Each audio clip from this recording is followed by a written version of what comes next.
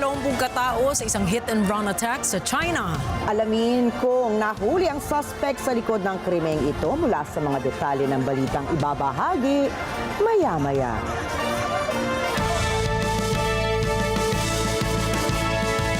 Magandang gabi, ako po si Ricky Matay. Ako si Nina Richie Alagaw Flores. Ito ang Mata ng Agila International para naman sa mga headlines ngayong Martes ng gabi. Bagyong Nika nakalabas na ng Philippine Area of Responsibility. Bagyong Ophel nakapasok na at lalong lumalakas. Pangulong Ferdinand Marcos Jr. tiwala na mananatiling matatag ang relasyon ng Pilipinas at Estados Unidos sa ilalim ng Trump administration. Estados Unidos nagpalipad ng intercontinental ballistic missile. San Jose de Mulatos volcano sa Colombia pumutok. At ating alamin ang 2025 FIBA Asia Cup qualifier roster ng Gilas, Pilipinas.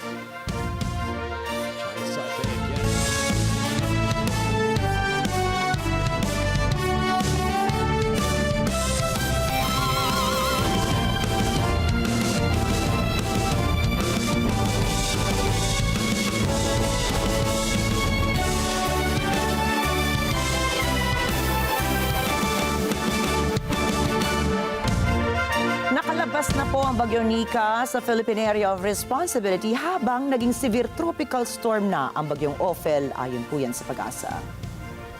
Ayon sa datos ng State Weather Bureau, bandang alas 4 ng hapon, namataan ang mata ng Bagyong Nika sa 365 kilometers kanluran ng Calayan, Cagayan. Gumagalaw ito sa direksyon pahilagang kanluran sa bilis na 15 kilometers per hour na may lakas na 85 kilometers per hour at bugsong 105 kilometers per hour. Samantala, namataan naman ang mata ng Bagyong Ophel sa 780 kilometers silangan ng Virac, Catanduanes. Gumagalaw naman si Ophel sa direksyong pahilagang kanluran sa bilis na 30 kilometers per hour at may maximum sustained winds na 90 kilometers per hour at gustiness na 115 kilometers per hour. Sa kasalukuyan, hindi pa nagtataas ng tropical cyclone wind signal ang Pag-asa sa ibang bahagi ng bansa.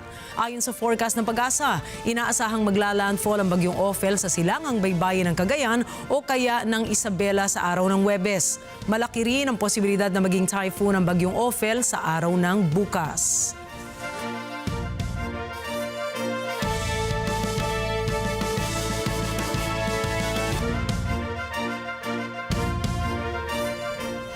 Hindi na nagulat si Pangulong Ferdinand Marcos Jr. sa pag-alma ng China sa dalawang ipinasang bagong batas para sa West Philippine Sea o WPS. That's not unexpected, but we have to define closely. Marami tayong sinasabi that we have to protect our sovereign rights and our sovereignty. So it serves a purpose that we define closely what those boundaries are, and that's what we are doing. Mariing kinondena ng China ang Philippine Maritime Zones Act at ang Archipelagic Sea Lanes Act o law kung saan ay inaakusahan ng Beijing na magpapalala pa ang mga ito sa tensyon sa pinag-aagawang teritoryo sa WPS. Sa kabila nito ay iginigiit ng Pangulo na kailangang ipagpatuloy na maingatan ang soberanya at sovereign rights ng Pilipinas. Anya ang dalawang batas ay tumutukoy sa boundaries o teritoryong sakop ng Pilipinas. Dati nang tinawag ng Chinese Foreign Ministry na illegal at invalid ang umano'y tangkang pang-whitewash ng Pilipinas sa claims nito sa WPS. Matatandaan ding pinatawag ng Chinese Foreign Ministry ang ambassador ng Pilipinas sa China para magpaliwanag ukol sa issue. Malaki ang tiwala ni Pangulong Ferdinand Marcos Jr. na hindi magbabago ang relasyon sa pagitan ng Pilipinas at ng Estados Unidos matapos manalo si US President-elect Donald Trump sa 2024 presidential elections. I don't think it will change. I don't think so. Ito ang sagot ng Pangulo matapos tanungin ukol sa magiging ugnayan ng Pilipinas sa US sa ilalim ng Trump administration. Saad pa ng Pangulong umaasa ito magkakaroon ng gobyerno ng Pilipinas ng pagkakataong makatrabaho si Trump lalo na sa pagtugon na mahahalagang issue na matagal nang itinataguyod ng samahan ng Pilipinas at Estados Unidos. Anya, ikinukonsidera ng Pilipinas ang US bilang oldest treaty partner nito partikular na sa usaping militar. Taong 1951 ang nilagdaan ng Pilipinas at ng Estados Unidos ang Mutual Defense Treaty para maprotektahan ng bawat isa ang kanilang mga teritoryo laban sa anumang armadong pag-atake. Hindi nagpatinag si dating Pangulong Rodrigo Duterte dahil kahit kanselado ng Quadcom hearing ay pupunta pa rito ng alas 10 ng umaga sa Kamara bukas. Kinumpirma mismo ni Attorney Salvador Panelo, isa sa mga legal counsels ni dating Pangulong Duterte, na kukumprontahin ng dating Pangulo ang mga miyembro ng Quadcom kung bakit pagkatapos nilang i-demand ang presensya ni Duterte at ngayong tinanggap naman ng dating Pangulo ang kanilang imbitasyon ay ikakansela ng Quadcom ang hearing na wala man lamang paunang abiso. Sa panayam ng programang Saganang Mamamayan kay Attorney Panelo, sinabi nitong hindi nakarating sa kampo ni Duterte na kanselado ang pagdinig. Ang pagdinig na isinasagawa ng Quadcom ay ukol sa issue ng war on drugs ng Administrasyong Duterte. Ayon kay Attorney Panelo, naduwag ang mga kongresista sa pagharap sa dating Pangulo kaya't kinansela ang Quadcom hearing. Hihilingin din ang kampo ng dating Pangulo na magkaroon ng marathon hearing na 10 araw. Sige, punta na ako. Tapos biglang kinancel ninyo. Wala man kayong notisya. Ang sabi ng Congress, nagpadala raw sila. Pero kailan nyo pinadala? Pinadala nyo kanino? At kaninong address? Hindi niya alam eh. Sabi ko, hindi naman sira ulo niya. Pupunta rito na wala naman palang pupuntahan. Kaya, sabi ni Presidente Duterte sa akin, punta tayo bukas, kahit walang hearing. Gusto kong malaman bakit kayo nag-cancel. At saka, gawin na natin. Nandito na ako. Gawin na natin 10 days. Marathon hearing. Di na ako alis dito. Para sabihin natin sa kanila, ako ready. Ako nandito. Pinapunta niyo ako. Nasaan kayo? At saka, kung wala kayo, gawin niyo natin 10 araw. Sige, para hindi na ako magasadong magasto, sabi. Samantala, pinadala ng Philippine Air Force ang kailang pinakamodernong helicopters at close air support aircrafts amphibious landing exercise sa Palawan. Ito ay bilang bahagi ng AFP military exercise dagit pa mula Nobyembre 4 hanggang 15. Ayon kay Air Force spokesperson Colonel Maria Consuelo Castillo, 2 A-29 Super Tucano at 2 S-70I Black Hawk helicopters ang dineploy nila sa drills. Lumahok ang mga ito sa exercises na nagpapakita ng tactical air support capabilities ng Air Force.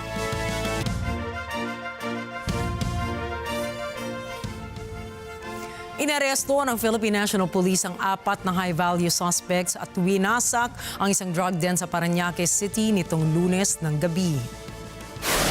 Ayon sa ulat ng National Capital Region Police Office, na-recover mula sa mga suspect ang tinatansyang 205 o 225 grams ng shabu na nagkakahalaga ng humigit kumulang 1.53 million pesos. Nakuha rin sa operasyon ng isang 9mm na baril na may magazine at mga bala. Kasalukuyang nasa District Drug Enforcement Unit ng Southern Police District ang mga suspect. At kasunod ng patuloy na pagtaas ng kaso ng severe dengue sa Pilipinas, may konting good news po dahil itinaas ng PhilHealth ang benefit package sa naturang sakit mula 16,000 pesos hanggang 47,000 pesos na ngayon. Bahagi ito ng patuloy na benefit rationalization ng PhilHealth para bigyan ng sapat na financial risk protection ang mga Pilipinong nahihirapan sa sakit. Una nang itinaas ng PhilHealth ang benefit package para sa dengue na mayroon o walang warning signs mula 10,000 piso hanggang 13,000 piso. Batay naman sa tala ng Department of Health noong October 4, 2024, mayroong 269,467 dengue cases sa buong Pilipinas, kung saan naabot na National Capital Region ang alert level dahil sa 24,232 na naitalang dengue cases. Payo ng Eco Waste Coalition sa mga magulang at sa mga bata, huwag bumili ng nauusong laruan ngayon na may kasamang disposable syringe. Ayon Ayon sa mga environmental groups, binebenta ng mga toy wholesalers sa Binondo ang mga squishy chicken toys na may syringe na halagang 150 pesos kada pack ng 20 items. Mabibili naman ito ng 10 pisos sa mga tindahan. Sinabi ng grupo na mapanganib ang laruan lalo na kung nilalaro ito ng walang adult supervision at dahil may syringe ito, pwedeng matusok ang bata o makatusok ng mata o balat ng kalaro. Wala rin itong label o impormasyon ng chemical composition o warning ng potential health risks na dapat inilalagay ayon sa Republic Act No. 10620 o ang Toy and Game Safety Labeling Act. Susunod, Mutual Defense Treaty ng North Korea at Russia na ratify na. US naglunsad ng airstrike sa Syria. At Trump at Prabowo ng Indonesia nagkausap na sa telepono. Mga detalye ng mga balita sa pagbabalik na Mata ng Agila International.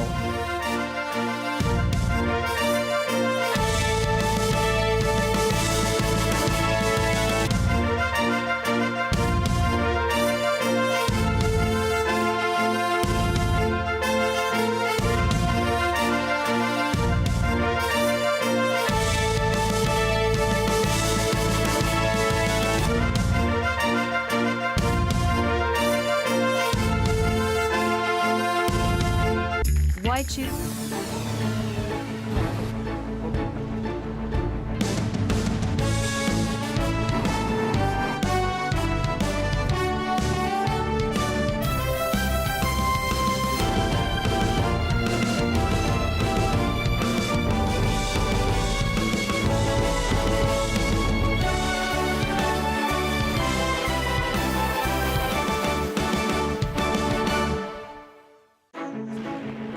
Alam namin ang iyong pagsisikap.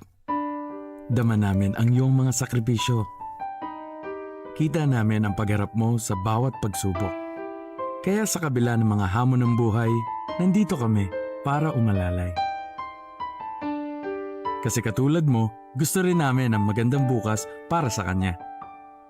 Hatid namin ang dekalidad na edukasyon at makabagong pasilidad sa abot kayang halaga. Kaya huwag ka na mangamba. Sasamahan ka namin tuparin ang mga pangarap niya.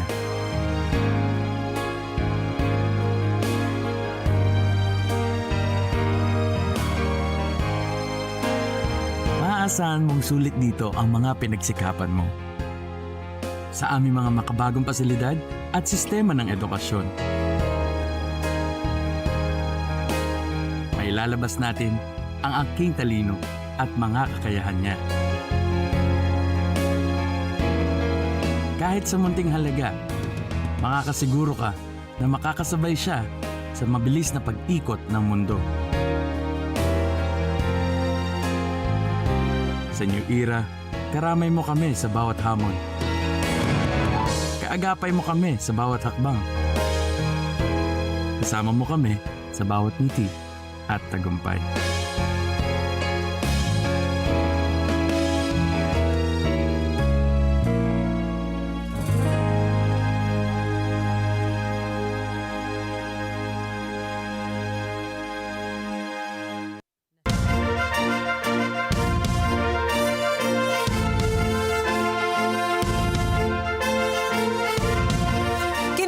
Ang opisina ni South Korean President Yoon Suk-yeol na siya'y dadalo sa Asia-Pacific Economic Cooperation o APEC Summit sa Peru at sa G20 Summit sa Brazil naman na magaganap sa mga susunod na araw. Sa kanyang pagdalo sa mga naturang okasyon ay inaasahan ng kanyang gobyerno na magsasagawa ito ng bilateral talks kasama ang mga kapwa-lider nito sa Asia na sina Japanese Prime Minister Shigeru Ishiba at Chinese President Xi Jinping. Dagdag pa ng isang mataas na opisyal ng Seoul na posibleng maglunsad din ito ng trilateral talks kasama si Ishiba at outgoing US President Joe Biden. Nakatakda ring maglunsad ng isang official visit siyon kay President Dina Boluarte ng Peru bago umalis papuntang Brazil. Sa ngayon ay tinatrabaho pa ng kanyang gabinete na makipag-usap din ito sa pinuno ng Vietnam at Mexico sa kabila ng mga magaganap na conference. Niratify na po ng North Korea at Russia ang isang mutual defense treaty na nagtatakdang tulungan ang isa't isa sakali magkaroon ng pag-atake sa kanilang mga teritoryo. Pinirmahan ni na North Korean leader Kim Jong-un at Russian President Vladimir Putin ang panukala para sa treaty noong Hunyo 19. At nitong Nobyembre 11 naman ay na-ratify na ito ng North Korea na sumunod lamang sa pag-ratify rin ng Russia nitong Nobyembre 9. Inanunsyo ito sa gitna ng mga batikos ukol sa lumalakas na ugnayan militar sa pagitan ng dalawang bansa. Bago pa man ito na-ratify, nauna nang nagpadala ang North Korea ng libo-libong mga sundalo sa Russia upang tumulong sa digmaan nito laban sa Ukraine. Nanawagan si Russian Security Council Secretary Sergei Shoigu na kontrahin ng Russia at China ang anumang tangka ng Estados Unidos na i-contain ang kanilang mga bansa. Sinabi ito ni Shoigu kay Chinese Foreign Minister Wang Yi sa kanyang pagbisita sa Beijing. Ilang beses nang nagbanta si US President-elect Donald Trump na magpapataw ng mataas na taripa sa China bago pa ang pagkapanalo niya sa eleksyon. Matagal na rin niyang pinaplano ang pagtatapos ng digmaan sa Ukraine na ang resulta ay posibleng hindi maging pabor sa Russia. Kaya't hinihikayat ni Shoigu na palakasin lalo ang relasyon at kooperasyon ng Russia at China upang mapigilan ang posibleng pangingialam ng Estados Unidos. Itinanggi ng Kremlin na tinawagan umano ni Russian President Vladimir Putin si US President-elect Donald Trump. Ayon kay Kremlin spokesperson Dmitry Peskov na walang katotohanan ang nasabing mga balita at ni minsan ay hindi nagkausap ang dalawa. Binatikos pa nito ni Peskov ang balita kung saan sinabi nitong pawang katang-isip lamang ang naganap na pag-uusap ng dalawang world leaders. Tumanggi naman magkomento si Peskov ukol sa mga pribadong tawag ng President-elect ang mga tao sa kampo ni Trump. Lumabas kasi ang ulat na tinawagan ni Trump si Putin at pinantaan ito ang patuloy na kaguluhan sa Ukraine. Magugunit ang nagbitiw ng pahayag si Trump sa kanyang kampanya na sa isang iglap lamang ay kanyang patitigilin ang giyera sa pagitan ng Ukraine at ng Russia. Это наиболее наглядный пример качества той информации, которая сейчас публикуется, иногда даже в достаточно уважаемых изданиях. Это полностью не соответствует действительности. Это чистая... Samantala, opisyal ng partner state ng Brazil, Russia, India, China at South Africa o BRICS ang Belarus. Inumpirma ng Belarusian Foreign Ministry na sumulat si President Alexander Lukashenko kay Russian President Vladimir Putin upang sabihin na handa na itong sumali sa BRICS bilang state partner. Mahalaga ang ginagawang pagsulat ni Lukashenko o ang ginawang pagsulat ni Lukashenko kay Putin dahil ito ay isang hakbang na pinagkasunduan ng member states upang maging partner state ng BRICS ang isang bansa. Ang BRICS bloc, ayon sa mga eksperto, ay sinasabing katunggali ng Group of Seven. Una itong binuo ng Brazil, Russia, India at China noong taong 2009. Naging miyembro naman ng South Africa taong 2011. Sa kasalukuyan ay opisyal na rin kasama sa BRICS ang Iran, Egypt, Ethiopia at the United Arab Emirates. Naniniwala ang ilang geopolitical analysts na darating ang panahon na magiging mas maimpluwensya ang BRICS nations kung ikukumpara sa G7, Commonwealth of Nations at NATO.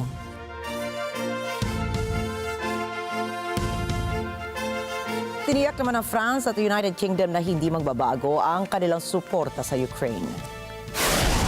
Sa ginawang pagbisita ni British Prime Minister Keir Starmer kay French President Emmanuel Macron, ay tinalakay nila ang patuloy na suporta sa Ukraine. Ayon po sa dalawang leaders na hanggang hindi tumitigil ang Russia sa ginagawa nitong pag-atake sa Ukraine, ay ipagpapatuloy pa rin nila ang suporta. Kamakailan lamang ay nagtungo si Starmer sa European Political Community Summit sa Budapest upang bigyan ng kasiguruhan si Ukrainian President Volodymyr Zelensky na hindi mawawala ang suporta nito para sa giyera ng kanyang bansa laban sa Russia. Ang nasabing pahayag nila ay kasunod ng sinabi ni Trump na kaya niyang tapusin ang giyera sa Ukraine at Russia sa loob ng isang araw. I've just come from a meeting with President Zelensky and that's my 6th time of meeting him since I've been Prime Minister, 6th time I've had to sit down with him and discuss the situation. It was an opportunity for me to repeat and affirm our ironclad support of Ukraine. And the broader point here in Hungary at this meeting has been that this isn't just about the sovereignty of Ukraine, although of course it is about that. It's also about our freedom, our democracy and our values, and that's why it was very important for me today to have that further conversation with President Zelensky and reiterate just how ironclad the UK support is for Ukraine. Nanawagan si UN Secretary General Antonio Guterres sa mga lider ng mundo na magbigay ng sapat na pondo upang maiwasan ang mga humanitarian disasters na dulot ng climate change. The sound you hear is the ticking clock. We are in the final countdown to limit global temperature rise to 1.5 degrees Celsius. And time is not on our side. In our global economy, supply chain shocks raise costs everywhere. Decimated harvests push up food prices everywhere. Destroyed homes increase insurance premiums everywhere. And this is a story of avoidable injustice. The rich cause the problem, the poor pay the highest price. Sinabi ito ni Guterres sa pagdiriwang ng COP29 Summit nitong Martes sa Baku, Azerbaijan. Nakatuon ngayon ang kumperensya sa paglikom ng bilyon-bilyong dolyar para sa global transition patungo sa clean energy at pagpigil sa pinsalang dulot ng carbon emissions. Ngunit hindi personal na narinig ng mga pangunahing lider ng mundo mensahe ni Guterres, kabilang si US President Joe Biden at President-elect Donald Trump na naghahanda pa sa paparating na bagong gobyerno. At pati na rin sina Chinese President Xi Jinping at Ursula von der Leyen na absent din dahil sa ibang political issues. Nilagdaan ng Transitional Council sa Haiti ang isang decree na nagtatanggal kay Interim Prime Minister Gary Coney sa posisyon nitong linggo. Papalitan siya ni Ali Didier Fils-Aime, isang negosyanteng dating naging presidente ng Haitian Chamber of Commerce and Industry. Itinuturing itong malaking pagsubok sa pagtatangka ng United Nations at Estados Unidos na maibalik ang kaayusan sa Haiti matapos tumuto si Coney sa pagkakatanggal sa kanya. Kasama na rin ang pagbanta ng pinakamalakas na warlord sa bansa ng isang pinatinding karahasan laban sa pamahalaan. Naglungsad ng strikes ang United States military sa dalawang lokasyon sa Syria na tumatarget sa siyam na personalidad na mayroon umanong kaugnayan sa Iranian groups na umatake sa mga military personnel ng Amerika. Sa isang pahayag ay sinabi ng Estados Unidos na ang kanilang isinagawang strikes ay para mapabagal ang mga maaaring plano ng mga Iranian-backed groups na umatake sa US at ilang mga puwersang parte ng kanilang koalisyon. Nagpadala naman ang halos nasa 900 military personnel ang US sa Syria para rumesponde sa mga tropang kasalukuyang nagsasagawa ng mga operasyon kontra sa mga Islamic State militants. I think there is certain progress. Working on the issue. We are working with the Americans on the issue. There is progress, and we will be ready to be there if we will know, first of all, that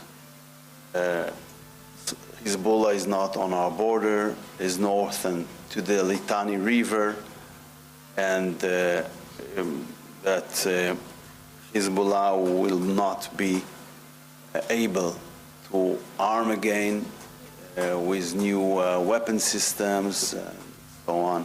That will come from Syria, from the sea, from the airport, anyway. Samantala, iniulat naman ni Israeli Foreign Minister Gideon Sa'ar na nakausad na ang kanilang mga pag-uusap ukol sa isang ganap na ceasefire sa gitna nila ng Lebanon. Patuloy naman sinusubukang hikayati ng mga namamagitang bansa na tuluyan ng mapagkasunduan ng Lebanon, Israel at Gaza ang tigil putukan basta't mapigilan ng Hezbollah na magpasok ng armas mula sa Syria papasok ng Lebanon. Sa kabila ng pag-atras ng Qatar sa pagiging main negotiator ng nasabing ceasefire deal, ay sinabi naman ni Sa'ar na magiging susi ang pakikilahok ng Russia na may malaking presensya sa Damascus sa nasabing ceasefire talks. I would say, I don't want to enter specifically to these efforts, but I would say that it is important that the principle that Hezbollah won't be able to arm again or to get new weapon systems, to take them into Lebanon and to renew the threat to the extent it was before this war. It is vital to the success of any arrangement in Lebanon. And the Russians are, as you know, present in Syria, and if they are agree with this principle, I think they can contribute to achieve effectively this objective. And if this objective will be achieved, then we can believe that this arrangement can be implemented more effectively. Sa Riyadh, nagbabala ang Secretary General ng Arab League na malapit nang i-freeze ang United Nations membership ng Israel. Anya, masasaksihan ito sa pamamagitan ng isang botohan. JC Yumulpo para sa report. Humarap sa media si Arab League Secretary General Ahmad Abul Gheit matapos dumalo ng isang Arab at Islamic Summit ukol sa sitwasyon sa Gaza at Lebanon. Ang summit ay sinagawa ng mga leader ng OIC, Arab League at Saudi Foreign Minister. Ayon kay Gheit, maraming miyembro ng United Nations ang sumusuporta sa pag-freeze ng membership ng Israel.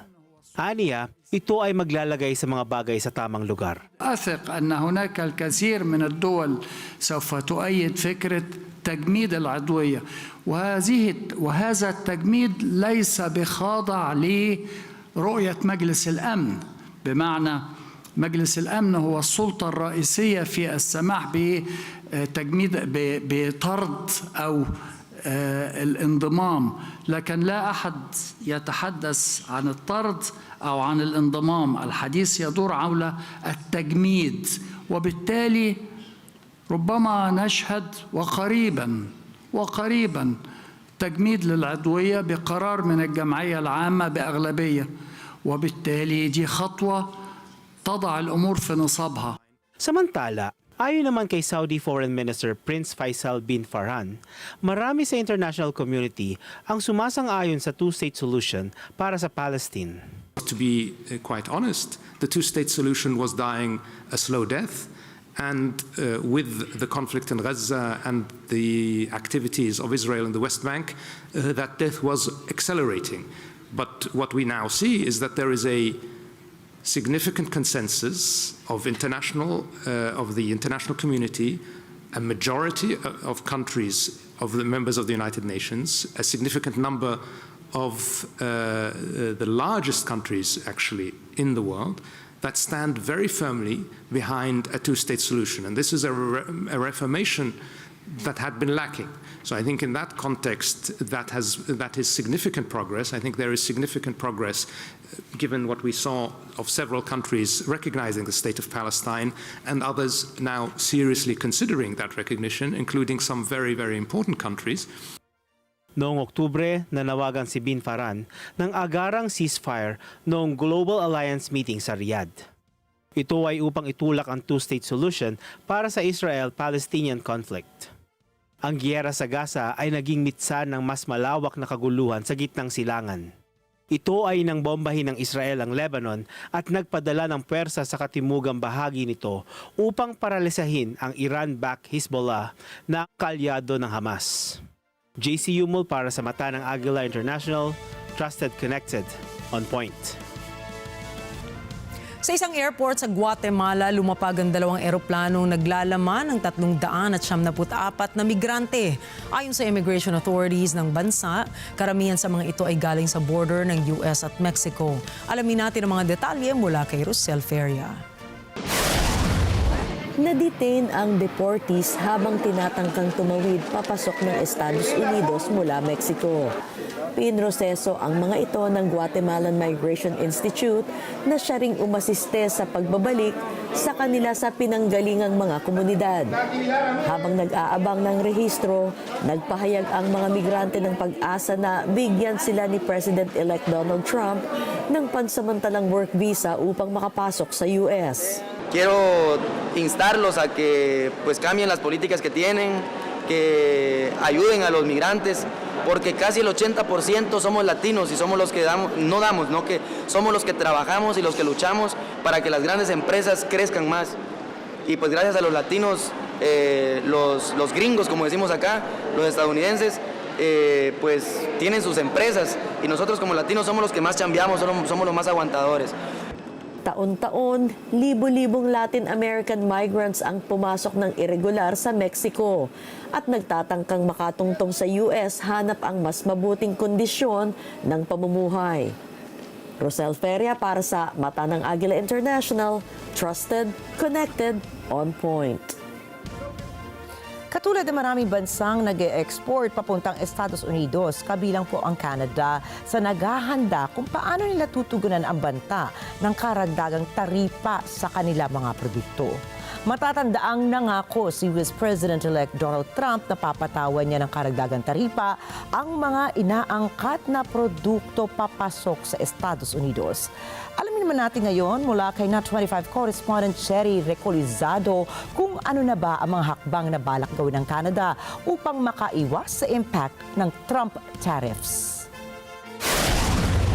Naihalal muli sa ikalawang termino bilang Pangulo ng Estados Unidos si President-elect Donald Trump.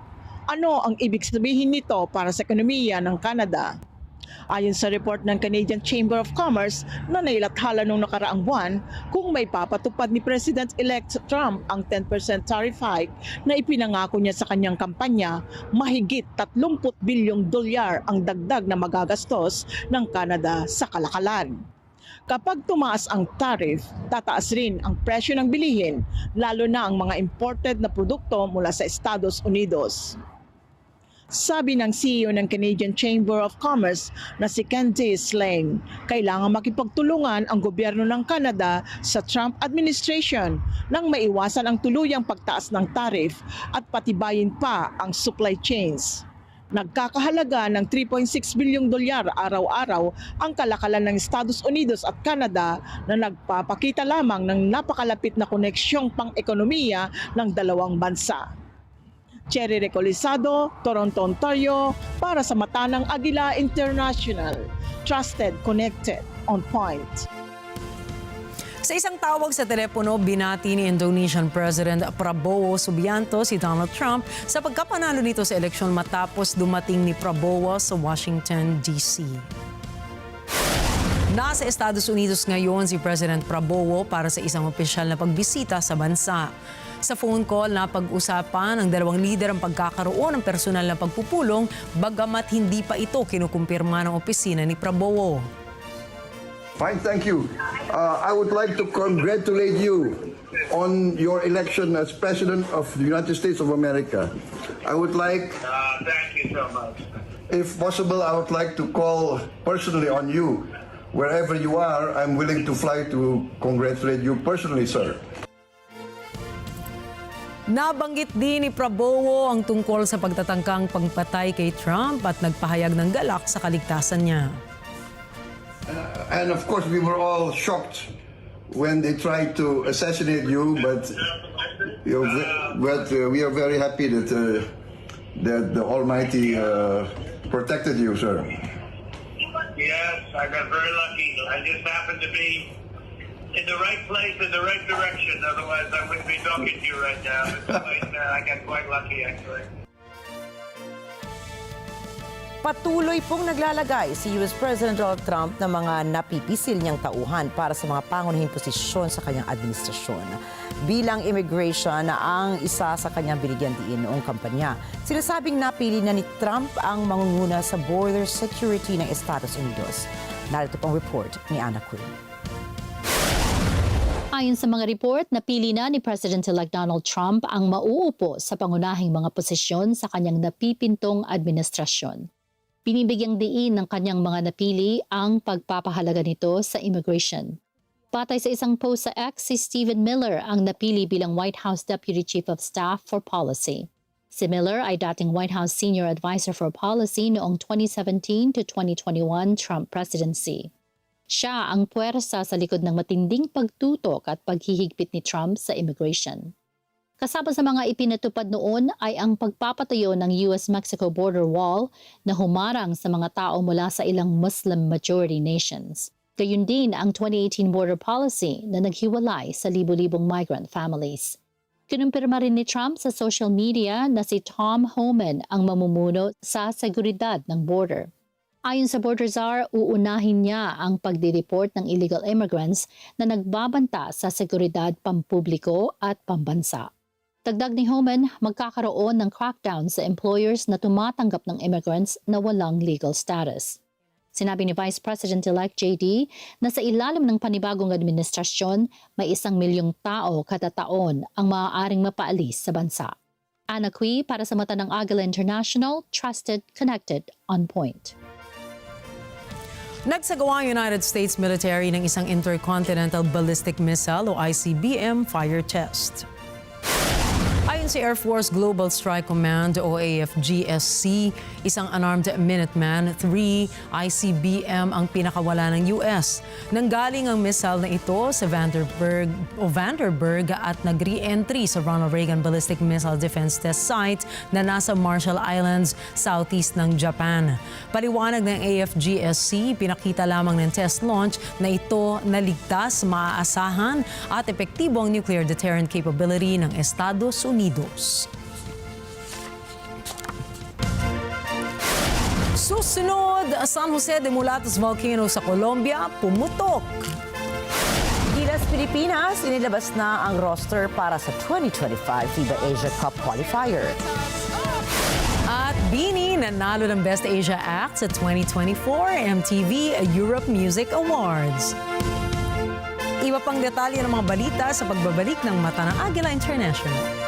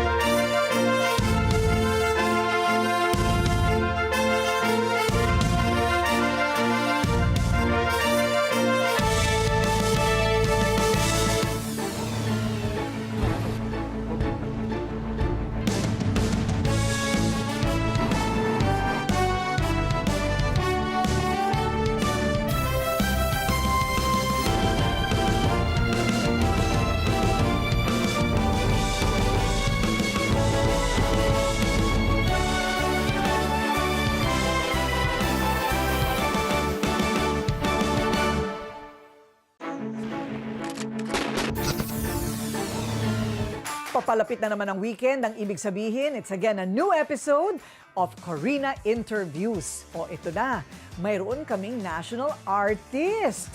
The one and only Mr. Ricky Lee. Isa pelikula natin ang buhay ni Ricky Lee, tiyak blockbuster sa takilya. 5 taon lang siya nang maulila ng kanyang nanay, naging layas mula Camarines Norte hanggang nakulong nung martial law.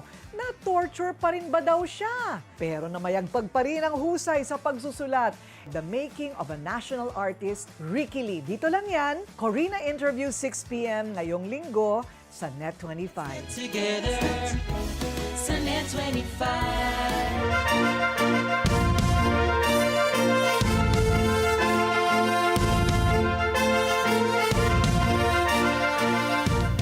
Pumutok ang San Jose de Mulatos Volcano, isang mud volcano na matatagpuan sa Gulf of Urabá sa Caribbean coast ng Colombia. Nag-deploy na ang National Government and Disaster Response Team sa lugar para ilikas ang mga residente. Sinabi naman ni Colombian President Gustavo Petro na sa kasalukuyan ay nagsasagawa sila ng assessments sa naging pinsala ng pagputok ng bulkan sa nasabing lugar.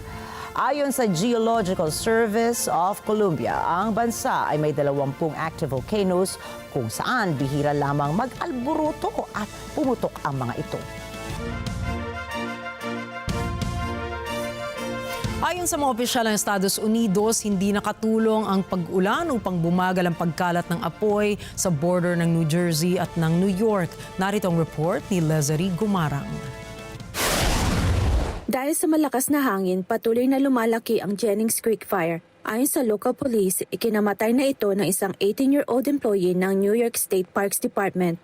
Ang sunog ay may 30 milyang layo northwest ng New York City. Naabonan nito ang may 2,023 hektarya na lupain. Ayon sa mga opisyal, 20% lamang ng sunog na naagapan. Samantala, dahil sa pag-ulan, nagkaroon ng panahon magpahinga kahit saglit ang mga bombero. Subalit ayon sa New Jersey Assistant Division Fire Warden, hindi nakatulong ang pag-ulan sa pagpukaw ng apoy. Even though we got that precipitation, all it merely did was slow down the fire's progression. Due to the extreme drought and dry conditions we were having. Ikinababahala rin ng mga bombero ang inaasahang paglakas ng hangin sa mga darating na araw. At dahil sa mas mababang kahalumigmigan, ang mahabang tuyong klima ay dapat din bantayan. The conditions that we're experiencing right now, per the National Weather Service keeping records, it was the longest dry stretch for significant rain. I think it was like something about 40-something days. But going back to records of 1865 is showing how this is the driest stretch we've had since that record keeping has begun. We normally do have two fire seasons in New Jersey. They normally occur between March 15th, not the calendar date, but about mid-March to mid-May is our spring season, which is normally extremely active. We do have a historical record of April 20th, 1963 was one of the worst days in forest fire history where much of New Jersey was on fire. We're not mirroring that yet, but the conditions are about there. Leslie Gumarang para sa mata ng Agila International, trusted, connected, on point. Patay ang nasa 10 katao. Ito po ay matapos manggulo at mamaril ang mga lalaki sa Querétaro, Mexico. Ayon sa mga otoridad ay 4 na lalaki ang bigla na lamang pumasok sa isang lugar at namaril ng mga inosenteng sibilyan. 7 lalaki at 3 mga babae ang nasawi sa insidente. Dagdag pa rito ang 7 sugatan na kaagad namang dinala sa pinakamalapit na ospital. Iniimbestigahan na rin ngayon ang isang sasakyang natagpuan sa lugar na maaaring ginamit umano ng suspect. Samantala, umabot na sa 2,788 ang bilang ng pagpatay sa Mexico na nagsimulang tumaas noong October 2024. Samantala, sugatan naman ang 20 katao matapos masagasaan ng isang 62 anyos na lalaki sa gitna ng Zhuhai Air Show sa China. Ayon sa lokal na ulat, nag-eehersisyo lamang ang mga biktima ng humarurot at bundulin ang mga ito sa labas ng Zhuhai Sports Stadium. Kabilang sa mga biktima ay mga matatanda at mga kabataan. Makikita sa video mga nakahandusay ng mga biktima habang binibigyan ng mga ito ng paunang lunas ng mga paramedics. Agad ding naisugod ang mga biktima sa pinakamalapit na pagamutan. Naaresto naman ng mga otoridad ang sospek sa insidente. Inaalam naman ng mga otoridad kung may kinalaman ng insidente sa isinagawang air show kung saan ang venue ay nasa 40 kilometro ang layo mula sa pinangyarihan ng insidente. Ang Zhuhai Air Show ay isang mahalagang event sa China kung saan ay dito itinatampok ng Beijing ang kanilang military at civil aircrafts. Inaasahan ding dadalo si top Russian official Sergei Shoigu sa naturang event. Sugatan ng 5 katao sa Dominican Republic. Ito po ay matapos mahulog ang isang kotse mula sa second floor parking lot ng isang mall.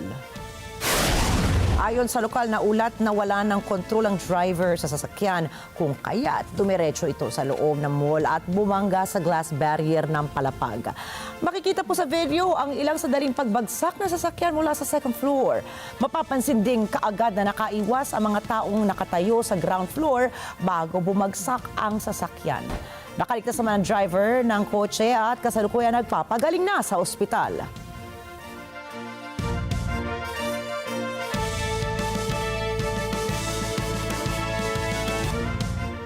Napilitang mag-emergency landing sa Dominican Republic ang Spirit Airlines Flight 951 matapos tamaan ng bala habang palapag ito sa Toussaint Louverture International Airport sa Haiti. Ayon sa tagapagsalita ng airlines, tinamaan mismo ang eroplano matapos itong dumaan sa Circlin, isang lugar sa Haiti na kilala sa gang violence. Pinaniniwala ang nanggaling ang bala sa lugar.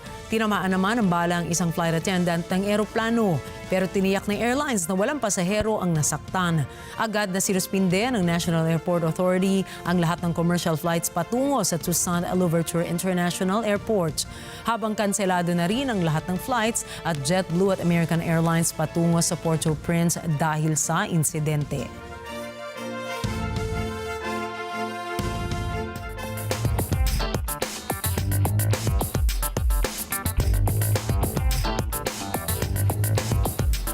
Dinimanda ng FTX ang Binance at dating CEO nito na si Changpeng Zhao. Nais ng FTX na ma-recover ang $1.76 billion na ibinigay ng management nito sa Binance at kay Changpeng. Anila, ito raw ay isang fraudulent transfer kaya nararapat lamang na ibalik ito ni Changpeng at ng Binance. Paliwanag pa ng plaintiffs habang isinasaayos ang isang business deal sa pagitan ng FTX at ng Binance noong taong 2021 ay insolvent ang Alameda Research Division ng FTX. At dahil wala itong pondo, hindi dapat natuloy ang transaksyon ng dalawang crypto companies. Sagot naman ng isang tagapagsalita ng Binance, walang merit ang mga alegasyon ng FTX at handa rin anya ang Binance na depensahan ang sarili nito sa harap ng korte. Wala namang inilabas sa pahayag si Changpeng.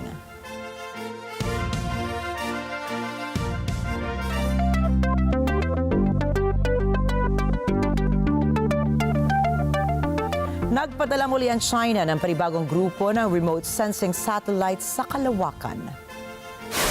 Ayon sa ulat ng Chinese state media na Xinhua News Agency, naging matagumpay ang launching ng 4 na PISAT-2 satellites sa Zhuaquan Satellite Launch Center.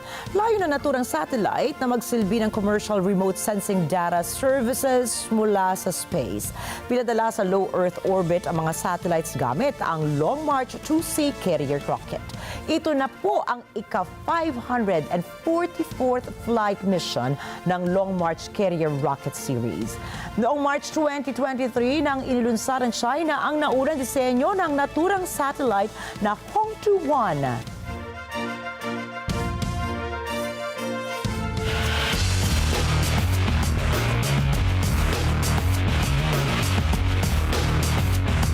Nananatiling undefeated ang Cleveland Cavaliers matapos talunin ang kalabang Chicago Bulls sa score na 119-113. Habang no chat, no problem naman ang lahat sa Oklahoma City matapos buhati ni Shai Gilgeous-Alexander ang kanyang koponan laban sa Los Angeles Clippers 134-128. Si Vin Pascua para sa balita. It's grabbed by Mobley. Second chance for the Cavs. Mitchell cuts. Mitchell twists. Oh, and a circus shot by Donovan Mitchell. Now you see me. Naibulsa na ng Cavs ang 12-0 na record ngayong season. Ito na ang pinakamagandang starting record ng Cleveland sa loob ng halos isang dekada. Muling pinangunahan ng guard na si Donovan Mitchell ang Cleveland at nagpasok ng 36 points. Panibagong double-double performance din ang ginawa ng forward na si Evan Mobley na may 15 points at 11 rebounds. Hindi naging madali sa Cavs na patumbahin ng Bulls dahil na rin sa magandang opensa ng huli sa pangunguna ng forward na si Zach LaVine na kumamada ng 26 points. Tig 20 points din ang ipinasok ni Kobe White at Nikola Vucevic sa pagkatalo ng Bulls. Kung ibabase sa opensa, malayong mas maganda ang performance ng Bulls matapos mapanatili ng kupunan ang 49.4 overall shooting percentage kumpara sa 44.3 ng Cavs. Sa tres naman, nagawa rin ng Bulls na panatilihin ang 36.8% habang 33.3% lamang sa Cavs. Ang Cavs ang ikawalong team sa NBA history na nagtala ng 12-0 sa pagsisimula ng season. Circuit shot by Donovan Mitchell. Just making him work for everything.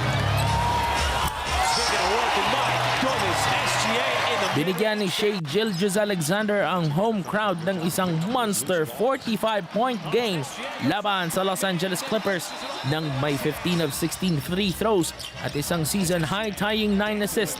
Inangklahan naman niya ito ng depensa na 5 steals at 2 blocks.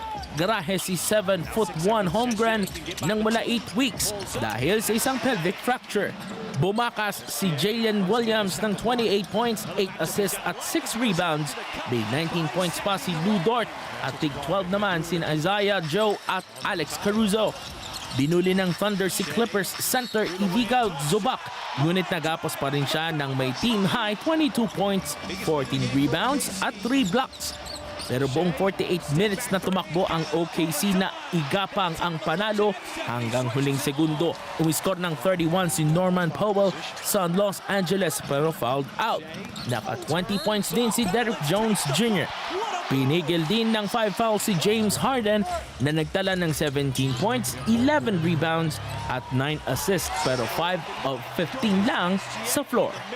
Para sa Balitang Sports, Vin Pascua para sa mata ng Agila International. Trusted, connected, on point. AI daw. Nilabas na po ng Gilas Pilipinas ang 15 manlalaro nito na sasabak para sa 2025 FIBA Asia Cup qualifiers sa darating na November 21 at 25. Pinangunahan ito ni Junmar Fajardo, Ange Guame, Jamie Malonzo, Chris Newsome, Japet Aguilar, Mason Amos, Justin Brownlee, AJ Edu, Calvin Oftana, CJ Perez, Kevin Cambao, Dwight Ramos, Kai Soto, Carl Tamayo at Scotty Thompson. Sinabi naman ni Coach Tim Cone na maaaring mayroong mabago pa depende anya sa pagsisimula ng kanilang training camp. Magugunita ang unang makakaharap ng Gilas ang New Zealand sa November 21 habang susundan ito ng Hong Kong sa darating na November 24.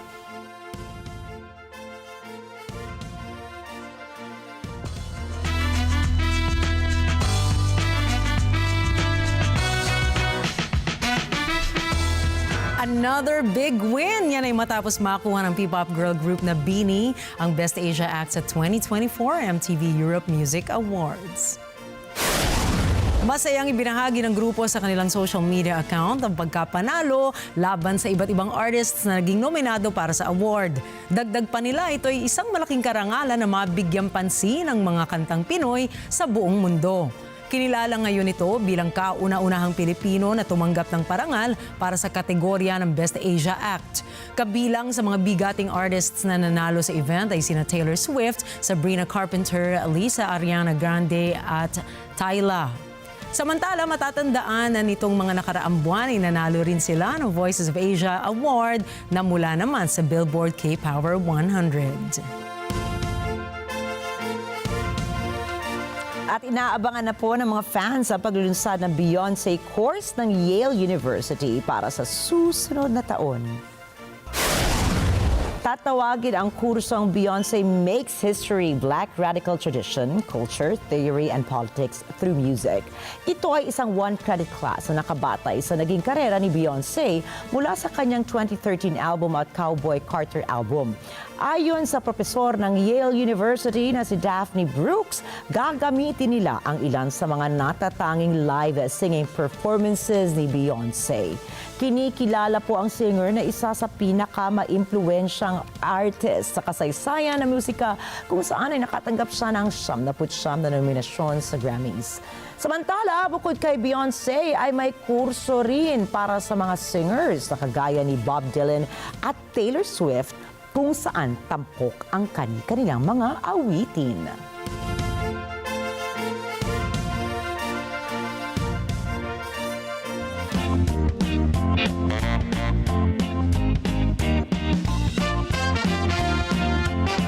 Nakatakdang ibenta ang iconic Aga Khan Emerald sa halagang $8 milyong sa susunod na linggo sa Geneva. Ayon sa Christie Auction ay binubuo ang Aga Khan Emerald ng rare na 37 carats ng emerald. Nagmula ang naturang emerald sa Colombia na isa sa pinakamagaling na nagmimina ng emerald sa buong mundo. Kasama pa rito ang isang diamond brooch na iniregalo naman ni Prince Aga Khan sa kanyang asawa na si Nina Dyer noong 1960.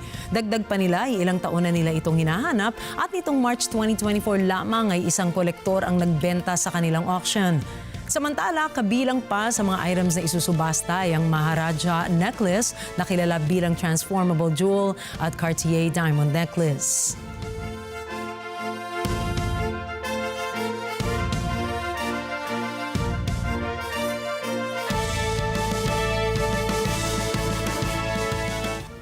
Nakakasilaw ang kinang at ganda. Kailangan naka-sunglasses. Oo. Pero napakaganda naman talaga. Investment din yan, di ba? Di ba? May kanta nga, di ba si James Bond dati? Diamonds are forever. Girls. Ayun ba?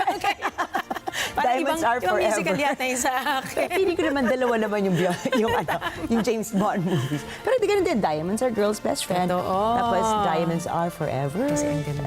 Ayan. So, tignan naman natin kung ano naman ang hatid na balita ni Alma Angeles dahil narito na po siya. Subalit tandaan, mula Lunes hanggang Biyernes, narito kami ni Nina para maghatid ng balita sa amang dako ng mundo.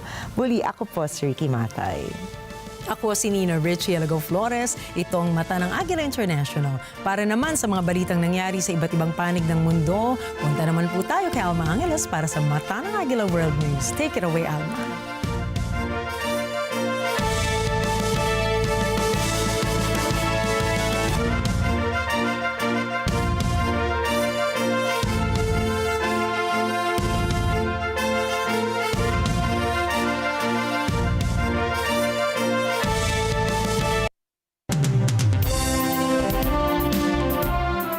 Thank you, Nina Enrique. Good evening, everyone. I'm Alma Angeles for NET25 World News. On tonight's headlines.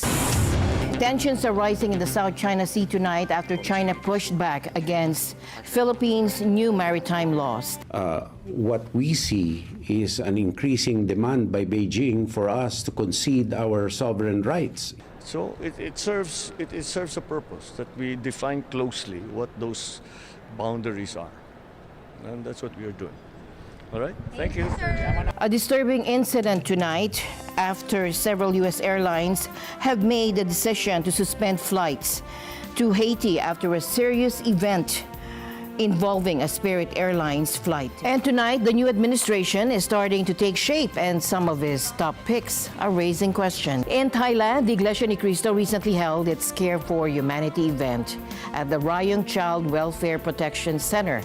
We have chosen Rayong Child Welfare Protection Center as the beneficiary of our Care for Humanity for this year 20 and 24. And with God's help, we're able to hand them boxes of various dry goods for cooking, instant noodles, snacks, as well as cleaning materials. And the news starts now.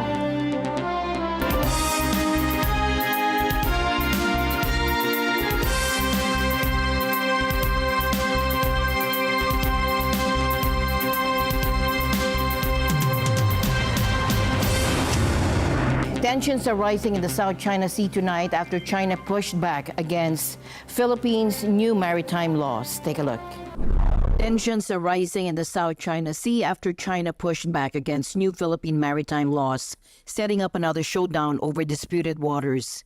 Just days after President Marcos signed new laws defining his country's maritime boundaries, China is firing back. 菲律宾在这个南海进行挑衅性的侵权活动，极大的危害了地区的和平和稳定。菲律宾选择在这个时间节点上公布2个法案，并且美国随后又对这些法案发表声明，表示支持，这就使地区局势又增添了新的不稳定的因素。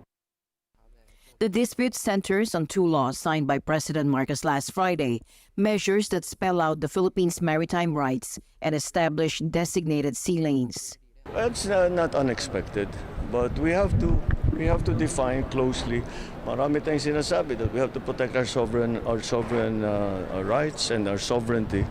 So it serves a purpose that we define closely what those boundaries are, and that's what we are doing. All right, thank you.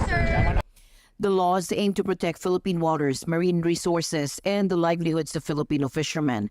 But China claims nearly all of the South China Sea as its own territory, despite a 2016 international court ruling against those claims. The U.S., a longtime Philippine ally, continues to back Manila's position and the international court ruling. Meanwhile, in Canberra today, Philippine Defense Secretary Gilberto Teodoro delivered his strongest warning yet about China's pressure tactics in the disputed waters. What we see is an increasing demand by Beijing for us to concede our sovereign rights in the area because of our need to explore and exploit the resources in these areas for the benefit of our own people. And that is clear. We don't need to enter into a geopolitical nexus for determining the root cause of the problem because we are direct victims of Chinese aggression in this and in a concentrated area thus far, in the West Philippine Sea. Comments came during Teodoro's fifth meeting with his Australian counterpart since last August, highlighting growing security ties between the two Pacific nations. We want to lay the foundation of principled cooperation between the two of our countries. Given the fact that we live in the same part of the world, we have an interest in ensuring peace and stability here, and the only framework we can operate on is on the basis of the UN Charter and international law, and to resist any unilateral attempts of redefining it to the selfish interest of any one state. The talks included plans to strengthen military cooperation and intelligence sharing. We also agreed to share further intelligence information on counterterrorism and on other mutually on security threats that we feel affect our countries, both our countries. Meanwhile, Teodoro addressed concerns about potential changes in American policy. I really don't expect some sort of a statement from Mr. Trump. Hopefully not. I really don't have any preconditions or any assumptions as to what will be the outcome of his administration, except on what we are working on institutional ties this time. On the fact that we have an interest, both the United States and the Philippines, in ensuring that our partnership continue because not totally, but principally because of shared threats. And that is undoubtedly the overreach and the aggressive and illegal activities of China. And if that changes, then maybe the calculus changes. Thank you. According to recent analysis from top global economic institutions, the Philippines is grappling with a prolonged recovery from the economic disruptions caused by the pandemic. While neighboring Southeast Asian nations are advancing more rapidly, the Philippines continues to face substantial obstacles in regaining its pre-pandemic economic footing. The Philippine economy's path to recovery remains challenging, and think tanks paint a picture of an economy still trying to find its footing.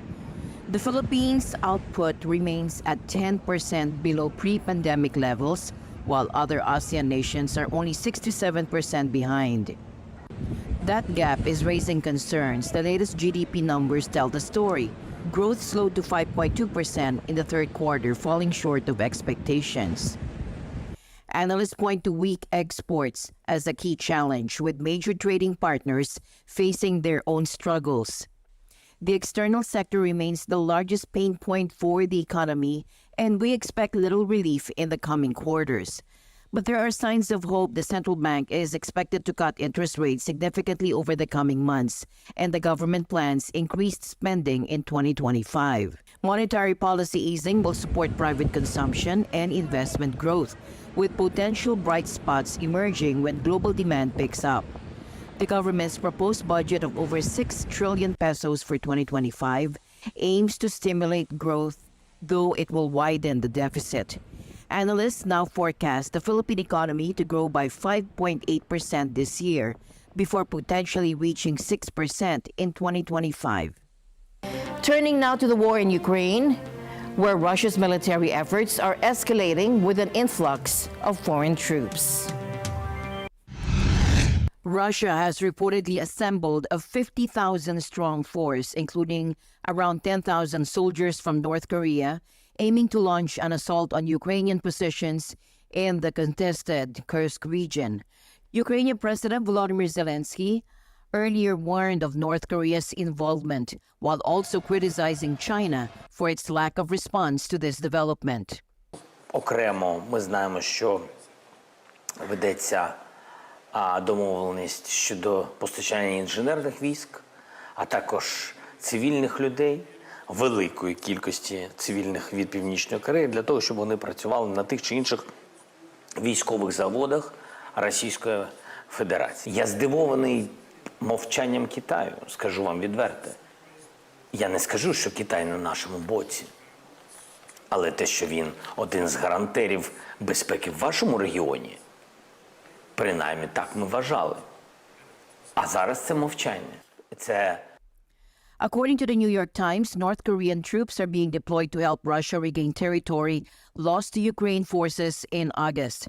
While Ukraine initially made progress in the Kursk and Belgorod regions, Russian forces have since pushed back and continue to make gains in the east. A Ukrainian commander told CNN that North Korean soldiers are directly involved in combat, with specialists such as artillerymen and snipers among them. As air raid sirens sounded across Ukraine, including in Kiev, Russia launched a series of bombings. Ukraine's emergency services report that these attacks caused significant damage to residential buildings, with fires breaking out and extensive destruction reported. Все спали, ночь 1:30 это было. Я врезала. Ну что можно сказать? Все, что больше ничего такого нету. Сразу все, что двери поотлетали, вы же видите, что идет. То там на кровать прямо дверь вылетела, легла. Вот. Жену травмировала, это самое. Она сейчас с сотрясением лежит в больнице. Вот а внук ваш в больнице? Да, тот тоже, я говорю, в реанимации был, его сейчас оперировали. Вот, у него черепно-мозговая. The presence of North Korean troops in Ukraine is escalating tensions, marking the first instance of a third country deploying soldiers on Ukrainian soil. South Korea has responded by planning to send a military delegation to Ukraine to gather intelligence on North Korean troop movements. Meanwhile, NATO members are increasingly concerned that allies of President Putin, particularly North Korea and potentially China, may become more actively involved as the conflict continues. China, North Korea, Russia, and of course Iran. And this is more and more a threat not only to the European part of NATO, but also to the United States, because Russia is delivering the latest technology into North Korea in return for North Korean help with the war against Ukraine. And it is a threat not only to the European part of NATO, but also to the US mainland. And that means that in the Pacific and the Euro-Atlantic, but particularly also within NATO, US, Canada, and the European part of NATO, we have to work together. So I look forward to sit down with Donald Trump to discuss how we can face these threats collectively. For now, Europe watches closely as new global alliances may be forming on the battlefield. A disturbing incident tonight after several U.S. airlines have made the decision to suspend flights to Haiti after a serious event involving a Spirit Airlines flight. Diverted and landed safely in the neighboring Dominican Republic. The airline said the plane was damaged and taken out of service upon landing. Photographs showed it punctured with bullet holes. No passengers were injured, but there are reports that an attendant was grazed by a bullet. Spirit said the passengers on Monday's flight will be taken back to Fort Lauderdale on another plane. It will also suspend all flights to Port-au-Prince. The U.S. Embassy said all flights in and out of the city's airport are now stopped due to gang-led efforts to block travel, including violence and disruptions to roads and airports. Airlines including JetBlue say they will cancel all services there running through Thursday and will watch to see if more cancellations are needed. Armed gangs in Haiti's capital have shot at planes recently as security worsens.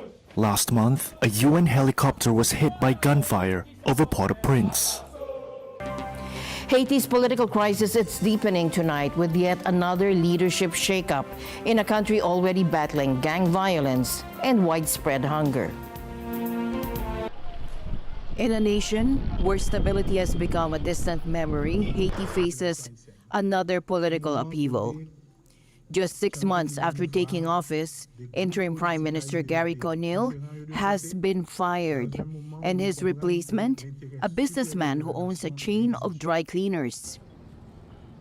Replacing him is UN-backed civil servant Alex Didier Filsame, a former Chamber of Commerce president, and in what analysts are calling a political coup. La transparence et la bonne gouvernance. Transparency and good governance in the management of public affairs will be a priority for my government. We will work towards social cohesion, a necessary condition for the restoration of the state and the holding of inclusive, transparent and democratic elections. Only this will grant the state legitimate and constitutional authority. D'autorité constitutionnelle et légitime. Le pays connaît des moments. The country is going through extremely difficult times, and as I said earlier at the Villa de Coeur, one alone cannot solve this country's problem, and I don't intend to do it alone. All the nation's vital forces must work together. De ce pays, et je n'ai pas l'ambition de le faire seul. C'est ensemble, toutes les forces vives de la nation. This move comes in a country with no elected officials. Haiti's last president was assassinated in 2021, and no elections have been held since. The numbers paint a grim picture. Gangs control 85% of the capital, Port-au-Prince, and more than 700,000 Haitians have fled their homes. Half the population faces severe hunger. The ousted prime minister said this is an illegal maneuver that further weakens Haiti and seriously compromises our chances of overcoming this crisis. Critics say only Parliament has the legal authority to remove a prime minister, but Haiti hasn't had a functioning parliament in years. Experts are warning this latest political turmoil could trigger even more instability in a nation already on the brink. And tonight, the new administration is starting to take shape, and some of his top picks are raising questions. Take a look. For UN Ambassador, Trump has selected New York Congresswoman Elise Stefanik, a 40-year-old who may lack extensive foreign policy experience, but has gained Trump's loyalty with her strong support. This is an overwhelming win on the debate stage, but most importantly, President Trump is focused on not only winning this November, but bringing success to the American people, returning to the effective policies that we saw under President Trump's first term, securing the border, unleashing American energy independence, standing up for hardworking families who have been crushed by Joe Biden's inflation from the trillions of dollars of reckless spending. Trump chose Congresswoman Elise Stefanik as the next ambassador. Any reaction from the Secretary General?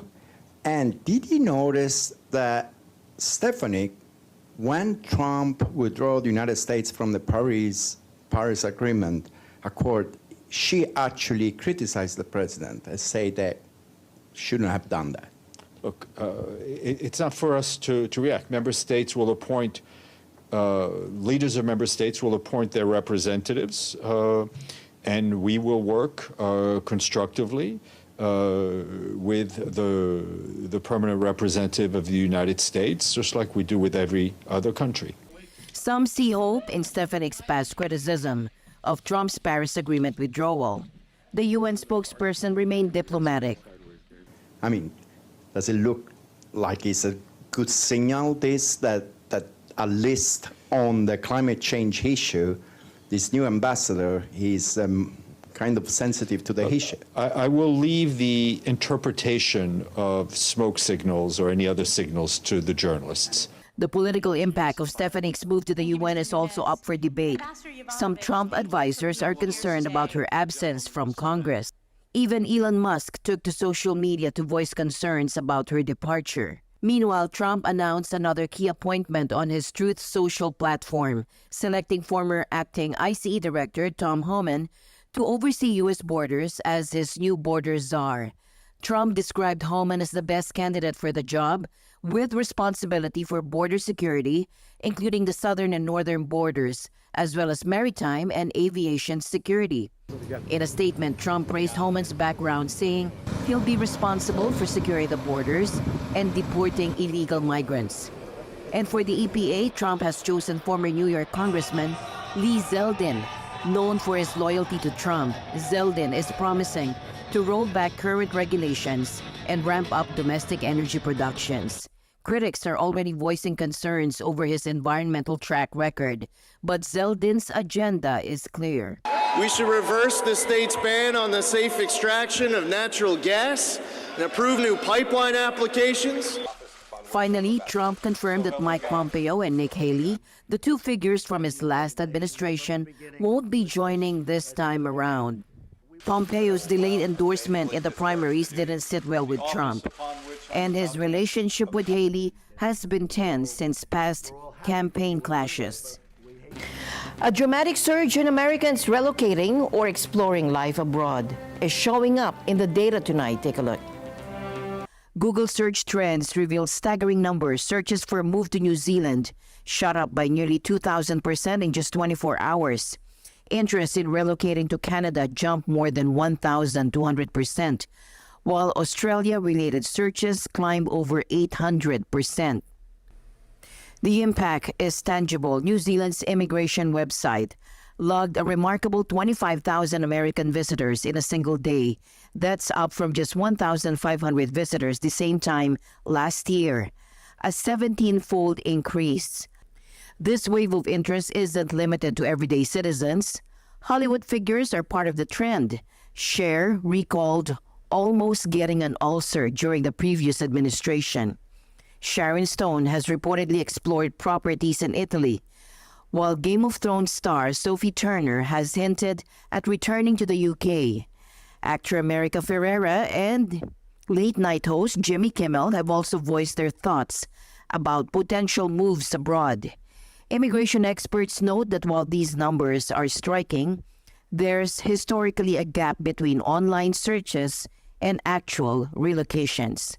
President Joe Biden and Vice President Kamala Harris honored U.S. military veterans in their first joint appearance since Harris lost Democrats' presidential bid to Republican Donald Trump in last week's election. Now, Biden laid a wreath at the tomb of the unknown soldier at Arlington National Cemetery alongside Harris in a solemn ceremony as the national anthem and taps echoed through the grounds on a bright autumn morning. Take a look.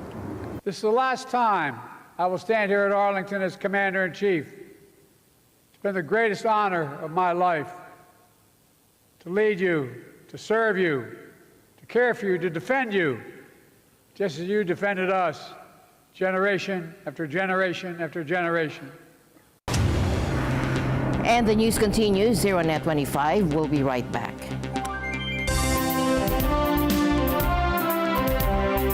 Papalapit na naman ang weekend, ang ibig sabihin, it's again a new episode of Corina Interviews. O ito na, mayroon kaming national artist.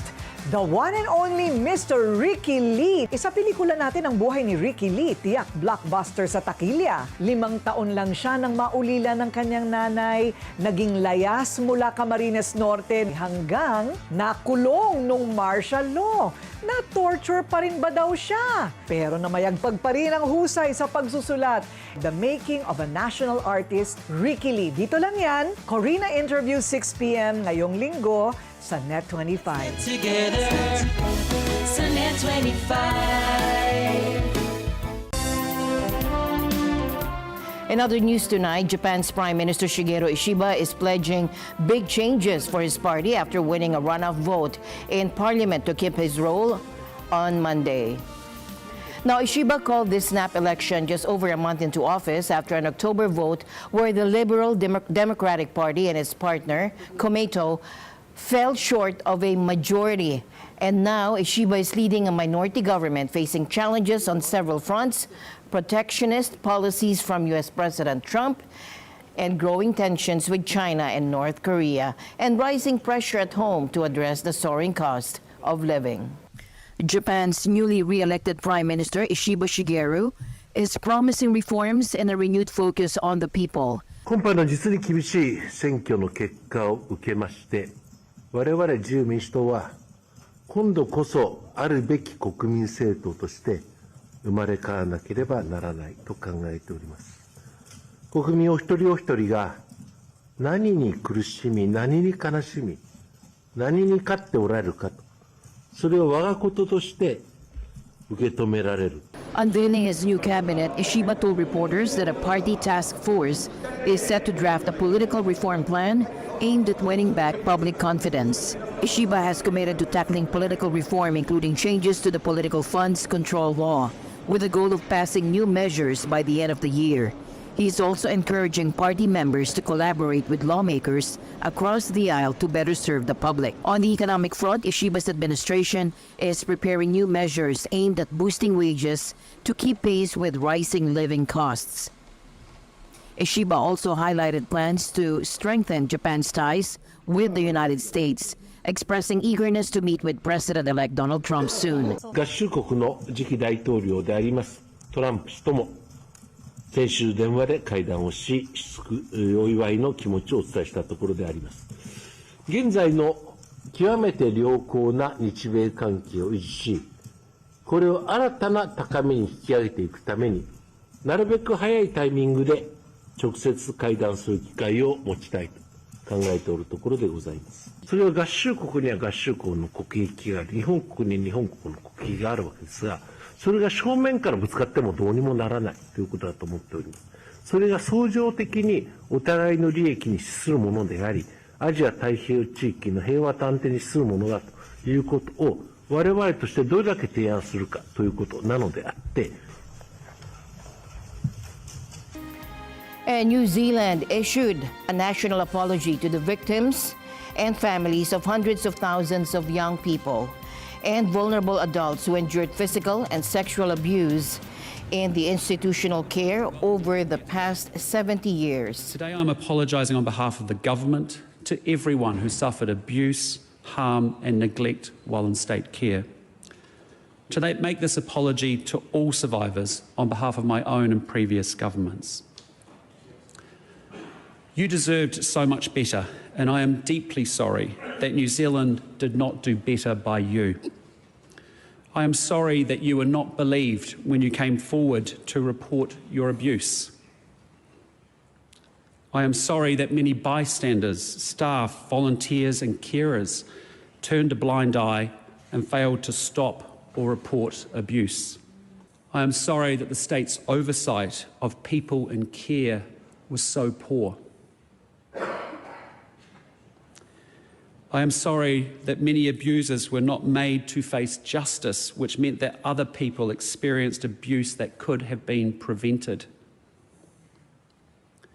I am sorry that the state did not act quickly and boldly enough to put much better protection in place for people in all care locations, and that those acting on behalf of the Crown lost sight of you, the people behind the claims.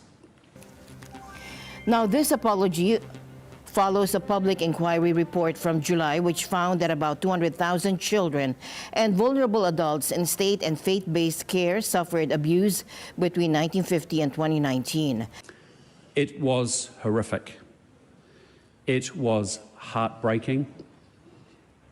It was wrong, and it should never have happened.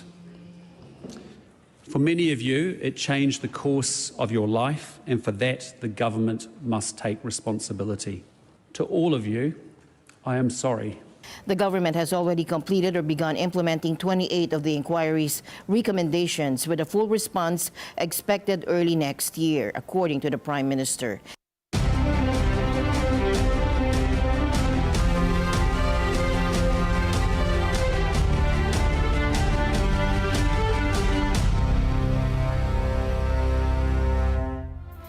In Thailand, the Iglesia Ni Cristo recently held its Care for Humanity event at the Rayong Child Welfare Protection Center, offering essential supplies to children in need. Representatives from Iglesia Ni Cristo fulfilled requests for slippers and other necessities, bringing smiles to the young recipients. Here's Rawirat Montilla with a full report. ผ่านมูลนิธิเฟริกอิสกุลมานาโลประเทศไทยคริสตจักรแห่งพระคริสต์ได้ยื่นมือให้ความช่วยเหลือสถานคุ้มครองสวัสดิภาพเด็กจังหวัดระยองการสวมรองเท้าแตะให้ความสะดวกสบายและการปกป้องซึ่งเป็นสิ่งที่หลายคนในปัจจุบันมองข้ามไปกลายเป็นความเคยชินในทางกลับกันรองเท้าถือเป็นความจำเป็นพื้นฐานที่เด็กบางคนยังขาดซึ่งความสะดวกสบายและการปกป้องเหล่านี้เป็นสิ่งที่พวกเขาต้องการอย่างแท้จริงการบริหารของคริสตจักรแห่งพระคริสต์ยังคงสอนให้สมาชิกแสดงออกถึงความห่วงใยต่อผู้ที่ขาดแคลนWe have chosen Rayong Child Welfare Protection Center as the beneficiary of our Care for Humanity for this year 20 and 24. And with God's help, we're able to hand them boxes of various dry goods for cooking, instant noodles, snacks, as well as cleaning materials and personal care products. เด็กๆร้องเพลงและเต้นรำตามจังหวะของเพลงโปรดของพวกเขาสร้างบรรยากาศที่เต็มไปด้วยเสียงปรบมือและเสียงหัวเราะจากนั้นกล่องสิ่งของถูกมอบอย่างเป็นทางการโดยบาทหลวงวิลเลนเรกาลาโดรัฐมนตรีเขตนอกจากนี้ยังมีการแจกถุงขนมและรองเท้าแตะให้กับเด็กแต่ละคนโดยทุกคนได้แลกเปลี่ยนรอยยิ้มและคำขอบคุณกันในขณะที่เด็กๆสวมรองเท้าแตะใหม่และก้าวไปด้วยความมั่นใจขอให้ความสะดวกสบายและการปกป้องที่พวกเขาได้รับนำทางพวกเขาไปสู่ชีวิตที่เต็มไปด้วยความหวังใหม่และขอให้พวกเขาจดจำเสมอว่ามีคนที่พร้อมจะดูแลมนุษยชาติอยู่เสมอ And with that, we end tonight's broadcast. For everyone here on NET25, I'm Alma Angeles. Thank you all for joining us. Good night. This program